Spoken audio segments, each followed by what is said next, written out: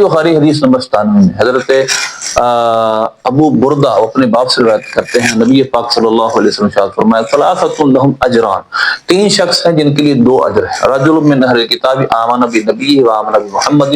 صلی اللہ علیہ وسلم، ایک اہل کتاب کا مرد جو اپنے نبی پر بھی ایمان لایا اور حضور پر بھی ایمان لایا، والعبد المملوک اذا ادى حق اللہ حق بوالیہ، اور دوسرا وہ غلام جو اپنے آقا کا اللہ کا حق بھی ادا کرے، اپنے آقا کا حق بھی ادا کرے، اور تیسرا ورجل كانت عنده امة فأدبها فأحسن تأديبها وعلمها فأحسن تعليمها ثم أعتقها فتزوجها فله أجران، فرمایا تیسرا وہ شخص کہ جس کے پاس ایک لونڈی ہو، اس نے اس کو ادب سکھایا اور اچھا ادب سکھایا، اچھی تعلیم دی، اور اس کو اچھی تعلیم دی، سکھایا اور اچھا سکھایا، یعنی اچھی تعلیم دی، پھر اس کو آزاد کر دیا